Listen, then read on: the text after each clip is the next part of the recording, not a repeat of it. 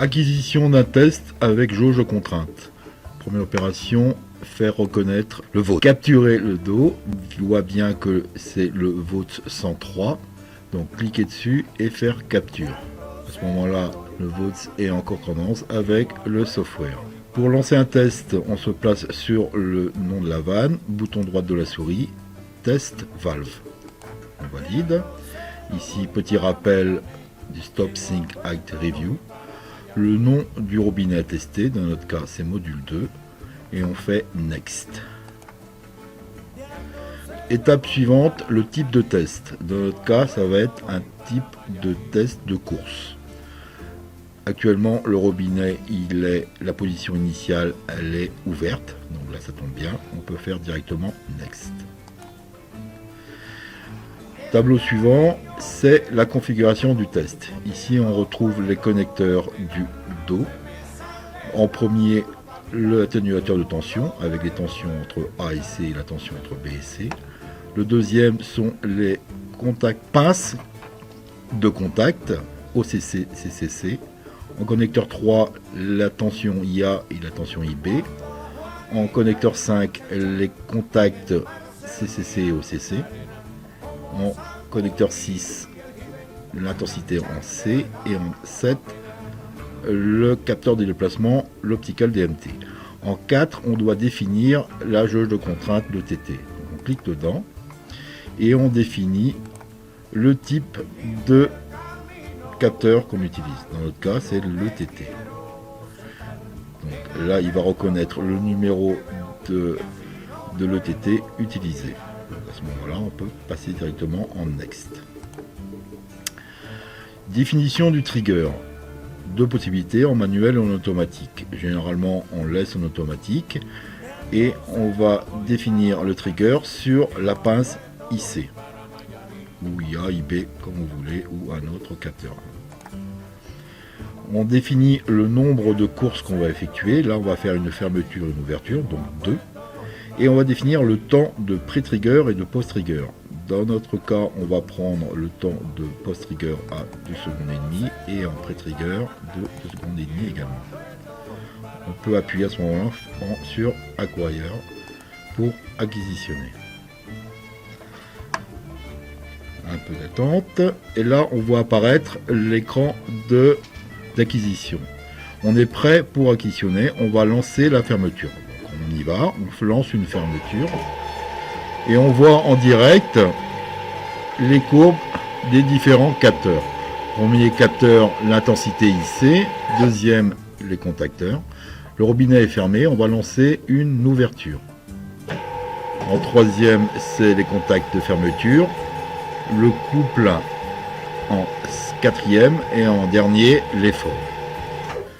Voilà, le test est fini, la vanne est ouverte de nouveau et on va définir le nom du test.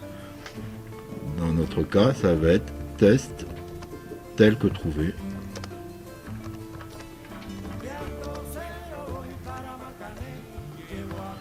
Voilà, et ici on peut rajouter les notes nécessaires pour l'analyse postérieure. Exemple, trace de bord sur le presse garniture. Et on valide le test. À ce moment-là va apparaître l'écran d'analyse, c'est-à-dire d'un côté on a la sélection du robinet et le test en question. Ici vient de se créer le test,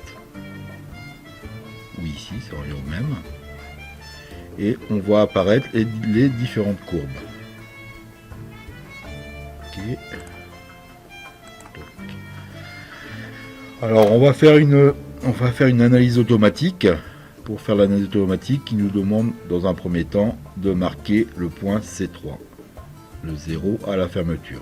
Donc on va zoomer sur la courbe verte de du premier graphique au niveau du 0 plateau. Donc ici avec le zoom lasso, c'est-à-dire on va définir une zone de zoom et on lâche le bouton gauche de la souris pour voir le zoom. On place le curseur au niveau du 0 et on marque le C3 au niveau du curseur. Dans un deuxième temps, il va demander de marquer le C14, le contact au limiteur de couple à la fermeture. Donc, ce point-là se marque sur les contacts de fermeture. Donc on zoome au niveau du C14 et on s'aperçoit qu'il a bien placé, donc on ne bouge pas. On accepte ce point-là. Ok, il nous demande de placer encore un point, c'est le point de 0 plateau à l'ouverture. On va faire un zoom au niveau de l'ouverture sur l'effort. Et on va placer le point 0 à cet endroit-là pour cette vanne.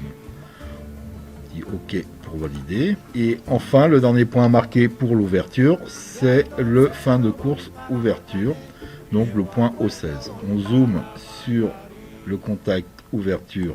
Ici, pour ce robinet-là, c'est un peu spécial. On voit ici le fin de course et ensuite la lumière. Dans notre cas, on va légèrement déplacer le point en fin d'ouverture sur le fin de course ouverture. Donc on va placer le point O16 ici. Il va légèrement le déplacer.